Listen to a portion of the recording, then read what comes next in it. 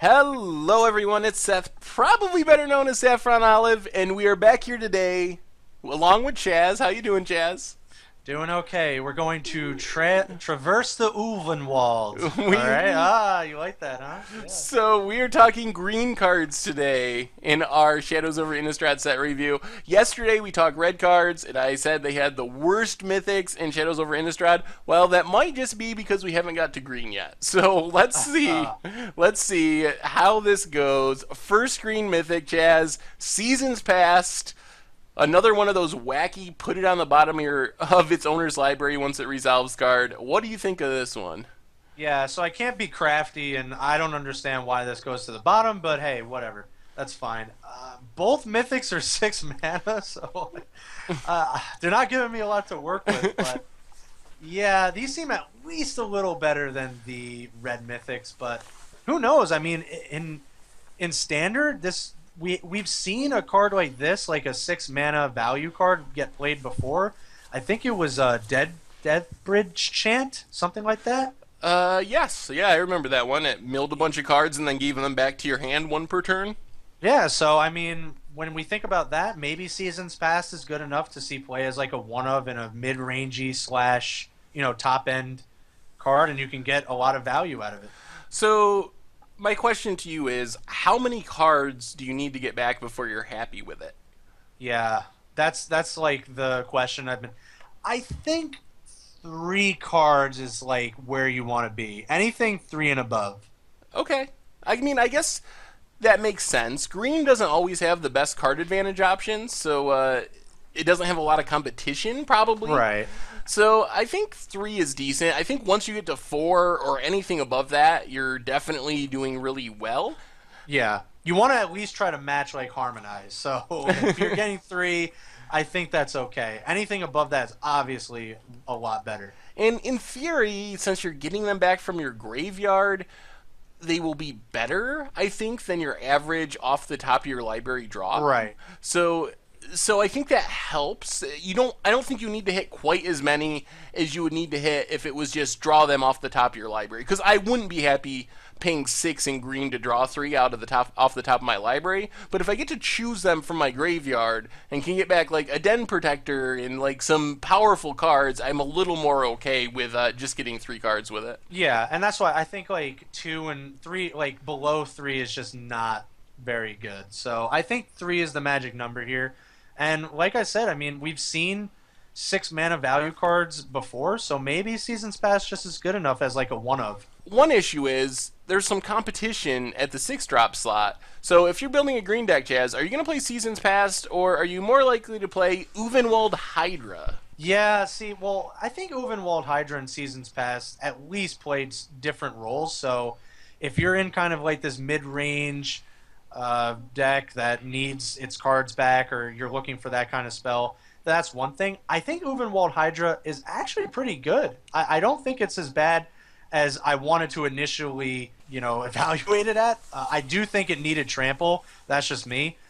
Having reaches, I guess, is okay too. Deals with those pesky Avacons. But in a ramp list, getting to 6 and then getting like your Shrine of Forsaken Gods to ramp you up into Ulamog or World Breaker or something like that, I think gives it a argument to see play. I think it's not that bad. Yeah, the fact that it can search for any land, I think, is a big deal. Like, if this was just basic lands, it would be pretty bad. Yeah. But the fact that you can get any land, and maybe even more so in Commander, where there's strip mines and there's Cabal coffers and just some really powerful lands that are legal, I think that's a big push towards playability. The other thing about this card is I think it gets the award for Shadows over Innistrad for green creature that I am most likely to slam my flyers into limited, because I don't realize that it can block them. There's like every set there's a big green creature that I end up suiciding my team into for the first like couple weeks of drafts until I remember, oh yeah, that thing, even though it's a Hydra, it has reach and it can kill my flyers. Yeah, it's those unfortunate cloud threshers, It's always gumming up the works. Is Fixed Primeval Titan a good description for this card? Yeah, I think that's a very good description of this card. And like I said, in in Standard, I think I might be playing this in like a top-heavy ramp list where you get to 6, you get to grab your Shrine of the Forsaken Gods, you'll be able to turn it on the next turn, and I think you'll be good to go.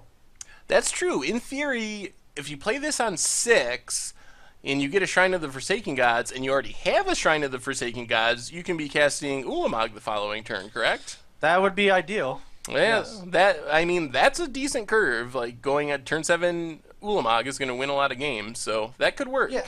Yeah, and I mean, you get to grab cards like your Hissing Quagmire and stuff like that if you need an immediate blocker or something like that. So there are some interesting applications to this card, even if it doesn't look so amazing on the surface. All right, so let's move on from the mythics. Green only got 2 this time around. Let's talk about the rares. First off, Cryptolith Rite. So this is 2-mana enchantment. All your creatures become birds of paradise. This isn't really that intriguing. I'm not really happy with this card, but I guess it's okay. I don't see any constructed viability here, but maybe some other kind of formats this is good. Yeah, I don't really see it either. I'm not sure that this is worth a card in most decks, turning your creatures into birds of paradise. So I don't know. I don't have high hopes for it. Maybe I was gonna say maybe in Commander, but I'm not even sure this is something you want in most Commander decks. I don't know where this card fits. You don't want it in Limited. You can't spend a card on this in Limited. Probably don't want it in Standard, or definitely not in Legacy and Modern, and maybe not Commander. We're kind of running out of formats. Right, yeah, and it's 2 mana. In Commander formats, it butts up against Prismatic Omen, so I don't even know if you want to play this over Prismatic Omen in a multicolor list, so I'm just not having a lot of optimism for Cryptolith Rite. Yeah, well, in Standard, if you want to add mana with a 2-drop, we do have an option. We have an option. Deathcap Cultivator. So this is, I think, essentially the replacement for Rattleclaw Mystic, is how I see it. It adds black or green, and then can gain Death Touch if you have Delirium. Replacement for Deathclaw Mystic is, or Rattleclaw Mystic rather, is pretty good. It's a good analysis, and I think you're right. And the Delirium is actually one of the good Deliriums in the set. How do you like that?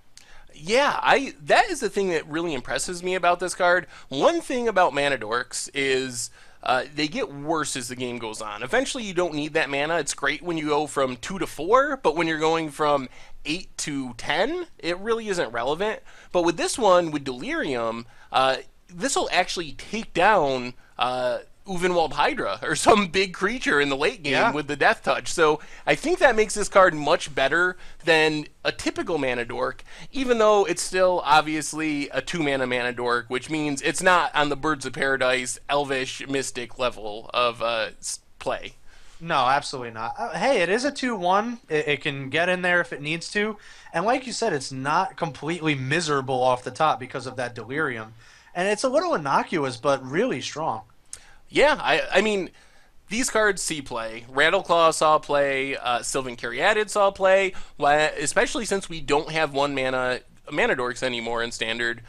This card is going to be heavily played in Standard, and you should move forward accordingly. You probably want to place that because you probably will need to play this card in Standard sometime in the next year. Up next, this one is unique. Inexorable Blob. So 3/3 for 3. At least it's not a 3/3 for 4. We've had a lot of rares that are 3/3s for 4 in this set. And then really interesting. Sometimes it can make an ooze token if you have Delirium. Would you play this, Chaz? Is there any way to play this card? I would play this card, actually. I think, again, here we have a pretty good Delirium. There wasn't a lot of hype about this card. Not a lot of people are talking about it, but I think it's pretty good. I think it's you're getting a lot of value, especially with the Delirium turned on. This could actually cause some problems. I like that the ooze is the ooze creature token is already tapped and attacking. That's not really something you see in green all too often.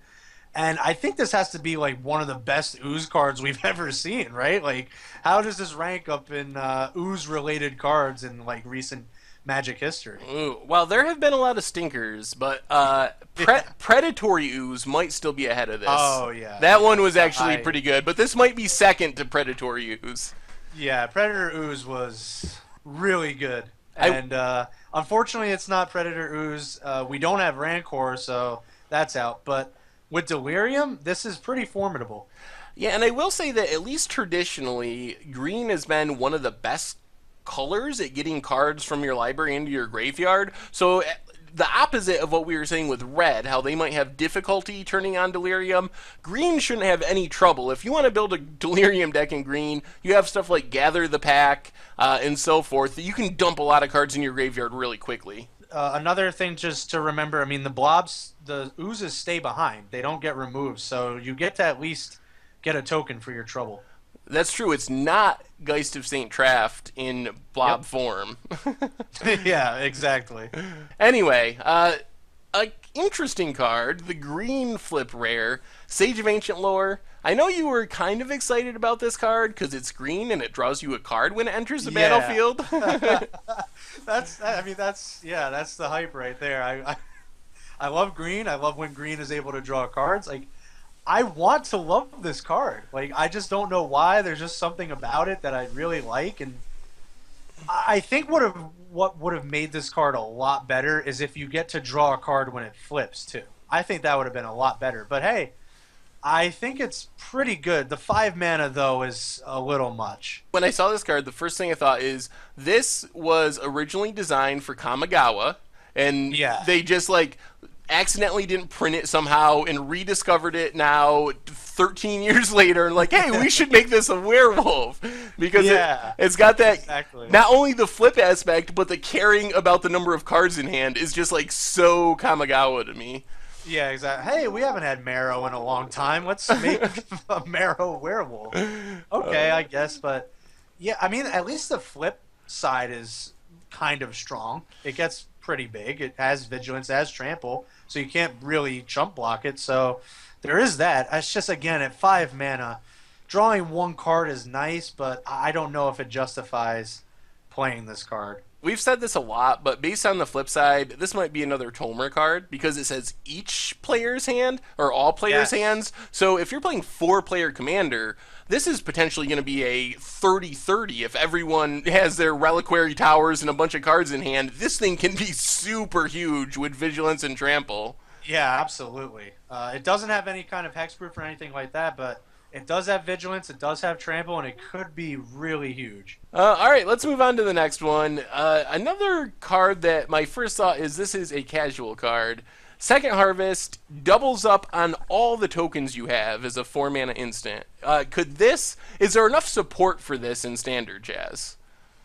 I don't know about Standard, but this is a really interesting card. It's crazy that it's instant, and it's like parallel lives, but like reinvented as an instant. Yeah. And it gets each token. So clue tokens, just anything that you have on the battlefield.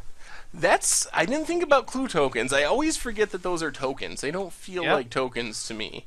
I know, but you have to remember because we might see some Shape Anew shenanigans with these clue tokens. So Well, gotta remember. we have intentionally avoided being too financy because we wanted to talk about cool cards, but I want to ask you a finance question on this one. Is this going to be an expensive card eventually just because casual players love their token stuff? You see Doubling Season and Parallel Lives being pretty expensive. Could this be the next card that's $5 a few years from now just because casuals love their tokens? Yeah, I think so. I mean, when you look at Parallel Lives, obviously, as the years have gone by, it has increased, and I think Second Harvest has that potential. All right, next up. This card I think is really good. I'm excited for this one. Silverfur Partisan. This is part of that weird, very overpowered potentially, or at least very powerful, like alternate Lord cycle they printed. So this is another 2-mana 3/3. Has Trample.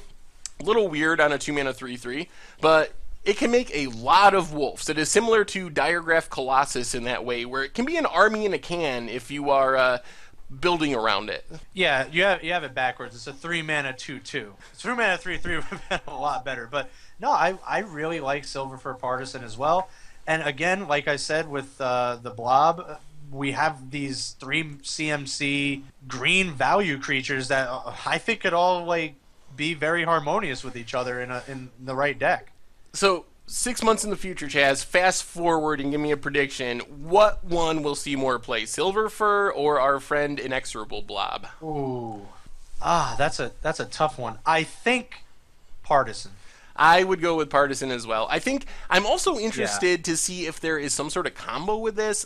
I almost feel like there has to be some way to repeatedly target itself or your other wolves and make an infinite number of wolf tokens. I just haven't figured it out yet. But so if you have any ideas of on how to go infinite with Silverfur Partisan, make sure to leave them in the comments because I want to figure that out. Yeah, I think Silverfur Partisan out of the two will see the most play, but I don't think it'll see more play than a specific other 3-mana value creature that we're going to talk about. Another 3-mana value creature. Yeah. I'm assuming you're talking about Soul Swallower, which just so happens to cost 4 mana. No, it's not Soul Swallower, but we'll get to it. So Soul Swallower, is it as bad as I think? No, it's not as bad as you think, but it's not great. I think it's probably the best intro pack rare, so I guess that has it going for it. Another question. Has Shadows over Innistrad set the all-time Magic the Gathering record for most rare hill giants in one set? Yeah, we might be getting to that point. I'm going to have to do some research on that because I think it might be true. I have seen a lot of 4-mana 3/3s at rare in this set. It's not completely terrible. I just don't... In Constructed, there's definitely better things to do with your time. Yeah, 4 mana, a lot of times, at least in recent years, has meant things like Siege Rhino, which impact the board immediately. This not only doesn't impact the board immediately, but it might not impact the board ever because you got to wait till you get Delirium and then wait until your upkeep to start getting counters on it. So it seems like it needs a lot to go right and is pretty slow. Yes, in Magical Christmas Land, it can grow into a huge trampler and close out the game, but that's not going to happen too often in Constructed. Yeah, if this was you get the counters at the end of your turn, it might be a lot better.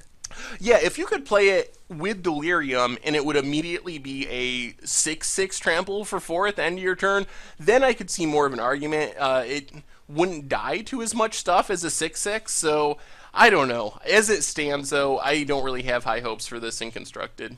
Up next, we have... Oh, is this the 3-mana value creature you were talking about, Chaz? Tireless Tracker? It is. So, I know Richard was extremely high on this card when we talked about it on the podcast, but you weren't there.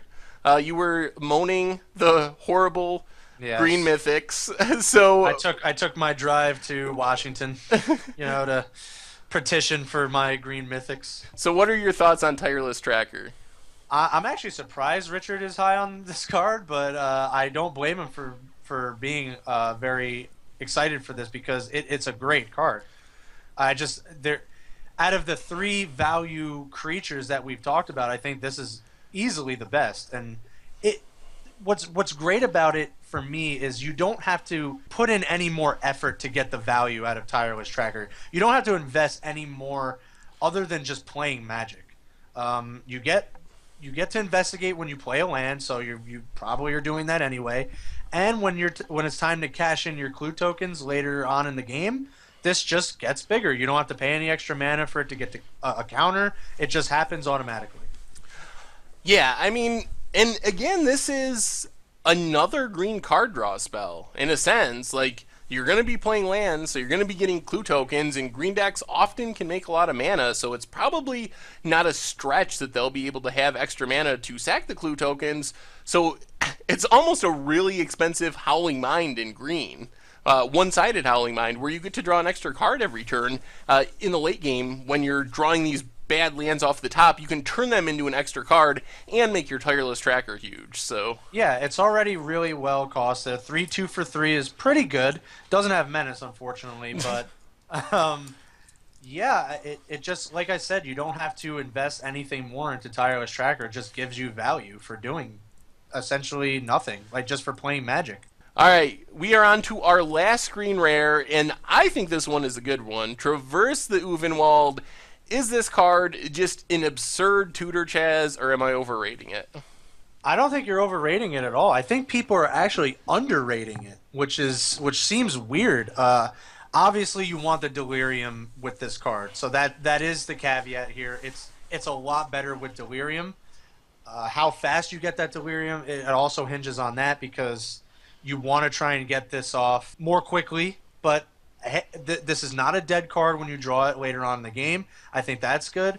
And for 1 mana, you get to, I guess, get yourself a land if you don't have the proper colors you need. But and that's not really excited, but really what makes this card great is the Delirium. And that really hasn't been the trend for a lot of cards. We haven't seen a lot of cards where the Delirium really makes or breaks the card. We've seen a couple, but this is really what makes or breaks the card is the Delirium clause.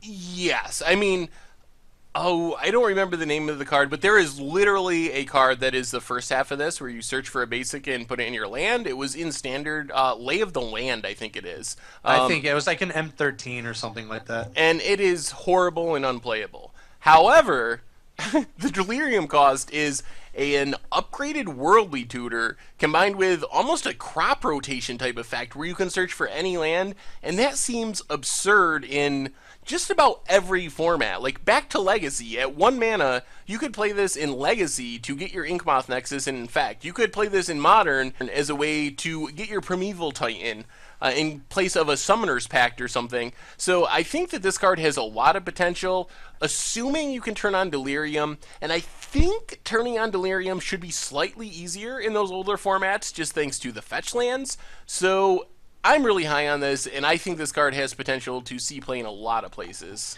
I do too. Like I said, yeah, really emphasis on the Delirium here. It really makes it so much better. You get to Worldly Tutor, or like you said, Crop Rotate, where you get to search for any land, and it just makes it so much better. So how easily the Delirium is met and how often you get to play this card with Delirium really makes or breaks this card. The one card I do think it's going to be competing with sometimes is Oath of Nissa, which is still around, so we'll see how that plays out. Interestingly, they actually work well together because you can legend rule your Oath of Nissas to get the enchantment in the graveyard, which is one of the harder types to get in the graveyard. Ooh, yeah, to turn on. So that might be overload at 1 mana cantrippy type spells, but I do like the possibility of Oaths legend ruling themselves to turn on Delirium. That's a really sneaky way to turn on Delirium in Standard. Yeah, that is. That's really, yeah, I haven't thought about that. That's really awesome. So, I don't know, I'm high on it, and I expect big things, if not in Standard, in other formats from this. So, we have come to the end of our green discussion and our Shadows over Innistrad set review. So, Chaz, what are your final thoughts on green and Shadows over Innistrad? I'm happy with green. I'm not happy with the Mythics, obviously. I thought they could be a little better. They're not terrible, so that's at least good. I think they're better than the red Mythics, so it has that going for it. And just the value in green is really where the rares are. There's a lot of great rares, a lot of value rares, and like the other videos, we don't get to talk about some of the uncommons or commons, but there's some really interesting commons and uncommons in green as well, and some really powerful ones too. So overall, I'm happy with green. I don't know if it's the best color, but it is certainly up there in some of these other aspects like limited and stuff like that. So it's pretty good. Yeah, green reminds me a lot of red in the sense that the mythics are definitely underwhelming, but the rares kind of make up for that. So I think it is one of the better colors overall as far as the rares and mythics, and it's got some pretty sweet cards. I'm excited about all the 3-drops and seeing how that battle shapes up and which one ends up seeing the most play, because they all have, I can see arguments for all of them being at least somewhat playable. And of course, we got the Deathcap Cultivator, which is going to be an important card in Standard, just because you need to have those ramp cards. So even if it's not a great one like Birds of Paradise, it's going to be important. So Chaz, favorite card from your favorite color, green, in Shadows over Innistrad? This was a tough one. I knew you were going to ask me this, and I took some time to deliberate on it, but it is Tireless Tracker. I love that card, and for all the reasons we really talked about, it gives green access to some card advantage. It's just good on its own, and I think it's a really great card and my favorite card from the color. That is a very good choice. I think that one is definitely near the top for me, but I think I'm going to go with Traversa Ulvenwald. That card just seems like it has so much potential to do really powerful things in older formats, which is something we haven't been able to say about many Shadows over Innistrad cards. So I'm just excited that that might be a really powerful legacy or modern card. Yeah, it's certainly up there and a really good pick. I like to say I love all the green cards, so I love green in general. But yeah, if I had to pick one, it's definitely Tireless Tracker. Even And, even Cryptolith Rite, Chaz, do you even love that green card? it's not my favorite, but I have to love it. All right, everyone. This has been our Green Set Review. Turn in tomorrow for our very last episode of our Shadows over Innistrad set review. We are talking about the colorless cards and the lands. Thank you for tuning in, and we will talk to you tomorrow.